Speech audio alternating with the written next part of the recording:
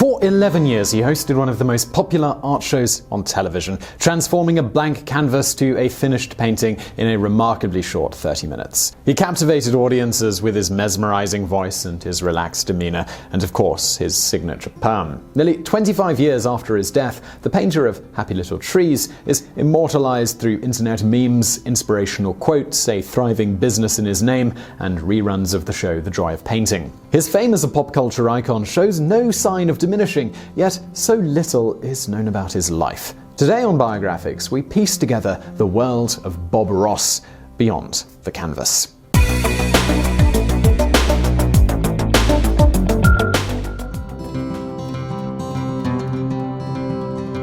Bob Ross was fiercely private and never revealed details of his personal life. He gave very few interviews, claiming that no one bothered to ask him. Looking for answers is especially difficult considering that no official biography of his life exists from primary sources. The one documentary, Bob Ross the Happy Painter, can only be obtained by pledging money to PBS or getting a hold of a DVD copy. The book, Happy Clouds, Happy Trees, The Bob Ross Phenomenon, admitted that their text is about an understanding we have of Bob Ross and his life. If we had wanted to write an accurate biographical book on Bob Ross, that goal would be difficult to accomplish. Adding to the elusive Ross, he was said to have very few friends, and they, out of respect, only ever conducted interviews for the aforementioned documentary that is not readily or widely available. Facts are hard to come by and nearly impossible to verify. Still, some specifics are known and so far remain undisputed. So here's what we know. Robert Bob Norman Ross was born on October 29, 1942 in Daytona Beach, Florida, to Jack, a builder and carpenter, and Ollie, a waitress. When Ross was just a year and a half old, his parents divorced and Ross moved to Orlando.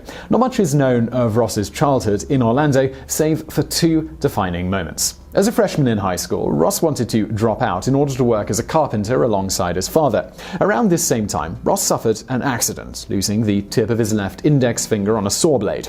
Ross must have been self-conscious about his deformed hand for the rest of his life. On his hit television show, The Joy of Painting, Ross carefully disguised it, holding his paint palette so that it remained shielded from view most of the time. Ross was known to be an animal lover his entire life. As a youngster, this may have been passed on from his mother. As a teenager, Ross allegedly kept exotic pets, including armadillos and alligators. Later on in his life, his pet grey squirrel sometimes made an appearance on his television show. Ross once said, "If we're going to have animals around, we all have to be concerned about them and take care of them." Bob Ross married twice during his life and had 3 sons. He married his first wife, Linda Brown, early on in his military career, and they divorced in 1981. The couple had 2 sons, Bob Jr. and Stephen. Stephen would follow in his father's footsteps and became a certified Bob Ross painting instructor.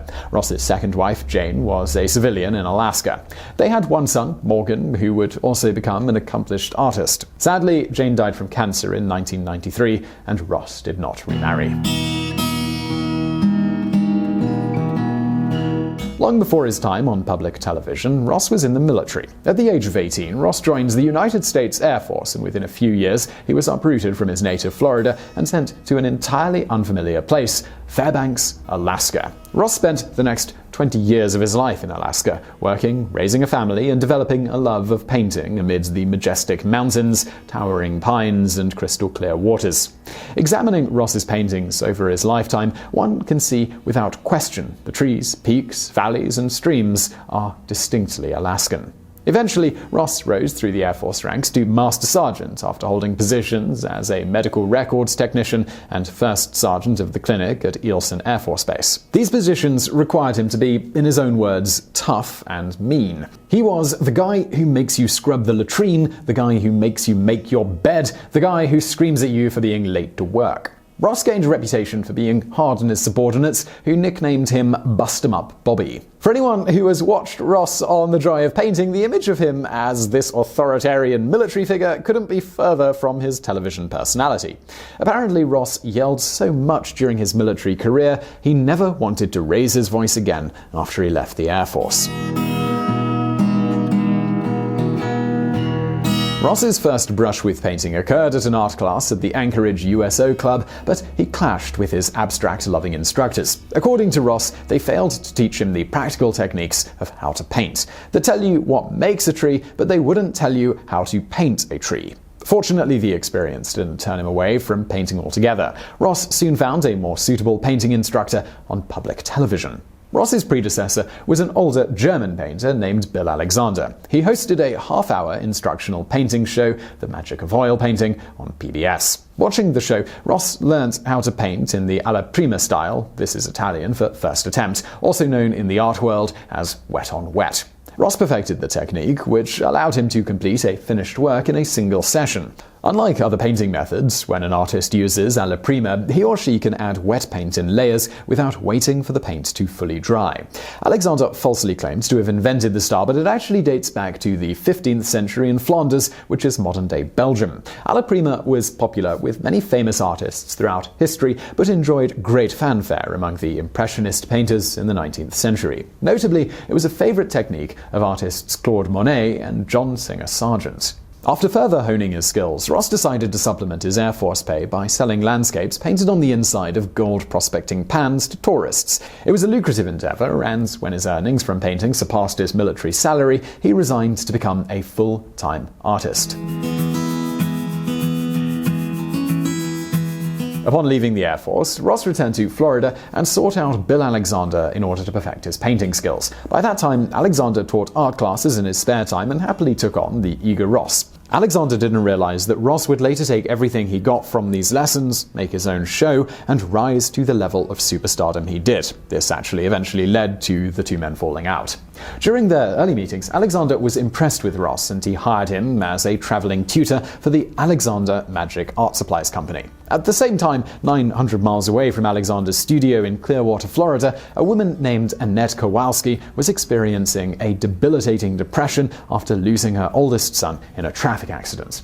Unable to get up, she laid in bed all day watching television episodes of The Magic of Oil Painting. Desperate and hoping to cheer his wife up, Walter Kowalski signed Annette up for a 5-day painting class with Alexander, or so she thought. Before Annette's arrival, Alexander had passed on his classes to an unknown instructor known simply as Bob. Annette was incredibly disappointed when she heard Alexander was no longer instructing, but Walter insisted that she go anyway, saying, "Get in the car, we're going." Over the course of the 5-day painting class, whatever misgivings Annette first had about Ross completely disappeared. In fact, taking that class, she realized there was something very special about him. Looking back years later, Annette said, "I was so mesmerized by Bob. Somehow, he lifted me out of that depression. I just think that Bob knew how to woo people." Well, wooing people, that was kind of Ross's calling card. Annette was onto something, and she saw in Ross an opportunity to put it in a bottle and sell it. She believed Ross was capable of making a fortune, and she wanted in. After the class, Annette and her husband took Ross out to dinner and brokered a business deal. From that point on, Annette became Ross's manager, sinking her entire life savings into the partnership. Ross and his wife ponied up a similar amount of capital. As manager, Annette focused on taking out ads in the local papers and setting up painting seminars at various malls. She even established a toll-free telephone hotline, 1-800-BOB-ROSS, but for people to really connect and experience the allure of Bob Ross, she needed to get him in front of as many people as possible. They filmed a commercial and possibly a pilot television show in order to sell it to PBS executives. Eventually, all the hard work and hustle paid off, and Ross landed his own show on the network, The Joy of Painting. The first episode aired on January the 11th, 1983. The Joy of Painting enjoyed an 11-year run on PBS from 1983 to 1994, filming 403 episodes in total. During the 30 minutes of airtime for each show, Ross stood in a dark room with a blank canvas and painted an imaginary landscape scene. There were 2 cameras for the program, shot in real time, a medium shot of Ross and his canvas, and a close-up shot of the canvas or the palette. Ross faithfully instructed oil painting to viewers at home in the alla prima style, the same technique he previously learned from Bill Alexander. With little more than smudges, blotches, and scrapes from his palette knife, Ross created masterpieces. To keep the lessons inexpensive for people, the tools and color selection was limited. Though he surely had the technique down, Ross's real draw for audiences was his calming presence, slower-paced speech, warm voice, and words of encouragement sprinkled in while instructing. In this way, Ross is often compared to Fred Rogers, the iconic children's show host of Mr. Rogers' Neighborhood. On The Joy of Painting, there was no pressure from Ross. He believed everyone could paint almighty pictures, and there are no mistakes, only happy accidents. The Joy of Painting proved to be an immediate success for the PBS network. For some viewers, it was a reprieve from the harsher realities of life or the doldrums of other television programs. When asked about his consoling approach, Ross said, "I got a letter from somebody here a while back, and they said, 'Bob, everything in your world seems to be happy. That's for sure. That's why I paint. It's because I can create the kind of world that I want, and I can make this world as happy as I want it. Shoot, if you want bad stuff, watch the news.'"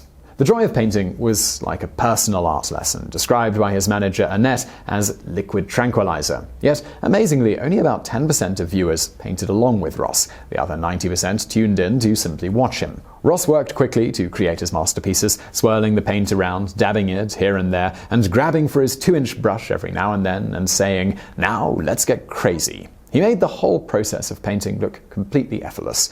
The truth is that Ross was meticulous, and his manager Annette referred to him as a tyrant. Ross was not mean or nasty, according to Annette, but he was every bit as much a businessman as he was a painter. He wanted everything on the show to be perfect and done his way. Before filming each episode, Ross would lay awake at night, planning and rehearsing exactly what he would say. No one watching would ever know. Ross always appeared to be calm and free-form on camera. His planning extended to more than the words he said, though. For each episode of The Joy of Painting, Ross didn't complete just one painting. He always finished 3. Ross painted one while filming, the one everyone saw. Another was done before and sat just off camera for Ross to use as a reference. And the final painting, a more detailed work, was completed after the show and was photographed for use in Ross's instruction books. Ross was never actually paid for appearing in any of the shows on PBS. Instead, he used it to promote his teaching business. This worked spectacularly, and interest in it expanded after just the first episode. The business, Bob Ross Inc., eventually grew to include paint supplies branded by Bob Ross, and the company and Ross raked in millions of dollars. To further bring his brand into the spotlight, Ross occasionally appeared on talk shows and appeared in promotional gigs. Some of these included MTV, The Joan Rivers Show, Phil Donahue, and as a guest at a Hank Snow country music concert. The final Joy of Painting show aired on May 17, 1994, after Ross was diagnosed with cancer. Ross's son, Stephen, who made regular appearances on the show, appeared with his father on the set.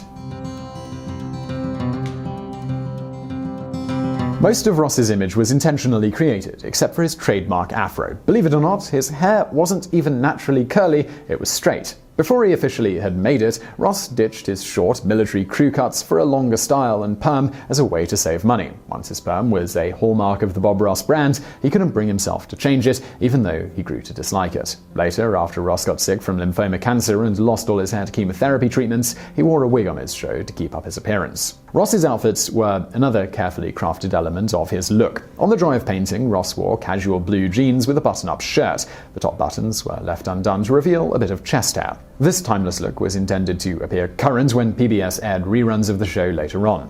A private man, Ross and his manager Annette told a backstory of a life that was light on biographical details. The story emphasized modest beginnings, a love of nature and animals, and a philosophy that every person matters. His caring personality extended to his viewers, students, and injured animals that he took in and cared for. This narrative continues to be pushed today by the business Bob Ross Inc. In 1994, Ross was dealt a devastating blow with his diagnosis of lymphoma, a rare type of cancer. Lymphoma is in a group of blood cancers. It attacks the lymphatic system. The lymph nodes and glands, along with a network of vessels, are an important part of the body's circulatory functions that aid in a person's immune system. Many people with lymphoma never have or display symptoms, and it isn't known how much Ross suffered from his disease. Ross kept his cancer diagnosis out of the public eye, only telling his closest friends and relatives. He apparently painted right up until the end, and died in 1995 at the age of 52. At his grave at Woodlands Memorial Park in Florida, a simple stone marker reads, "Bob Ross, television artist." Bob Ross was a prolific artist, purportedly completing 30,000 paintings during his lifetime.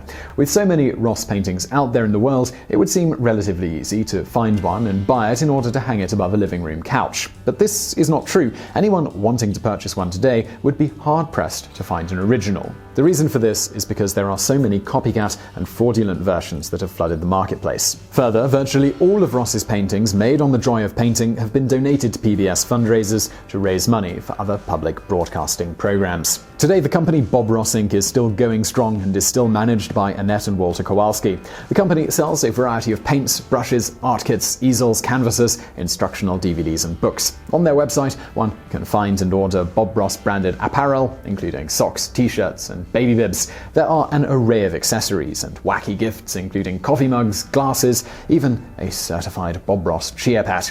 Beyond the official merchandise, one can find just about anything with the Bob Ross image. A quick Google search even returns a prayer candle named for Saint Bob Ross. Bob Ross's company still trains and certifies painting instructors who desire to work, teach, and promote themselves in the spirit of the artist. Most recently, Netflix has licensed shows, adding Bob Ross's series Beauty is Everywhere and The Joy of Painting to its lineup. In pop culture, references to Bob Ross and his aphorisms are everywhere. His likeness and inspirational quotes live on through internet memes. Google celebrated Ross for what would have been his 70th birthday in 2012 with a Google Doodle, an image of Ross painting the letter G with a landscape in the background. He has been mentioned in many popular television shows such as Family Guy and The Boondocks. Target stores even carry a Bob Ross board game called Bob Ross: The Art of Chill. If all of this wasn't enough, the Lego company has created a Bob Ross Lego figure, complete with a paintbrush and a palette. His icon status today shows absolutely no signs of diminishing. It seems Ross's legacy is never going to die, and his fans will continue to honor and celebrate the man for years to come. Ross once said, "Didn't you know you had that much power? You can move mountains. You can do anything." He showed us he could create a better place, a world filled with happy little trees that was free of judgment, where everyone was an artist and every landscape was full of majestic wonder. So I really hope you enjoyed that episode of Biographics. If you did, there's a couple of things you could do right now. One is hit that like button below. Also, if you want more stuff like this, we put out brand new videos every Monday and every Thursday, so hit that subscribe button below. And subscribe button doesn't do what it used to on YouTube. If you actually want to get a notification about these videos, please do hit that bell button next to the subscribe button, and that'll send you a notification every time, every Monday and Thursday when we put out a new video. Also, if you want to watch something else right now, stuff from the archive, over there on the right. And as always, thank you for watching.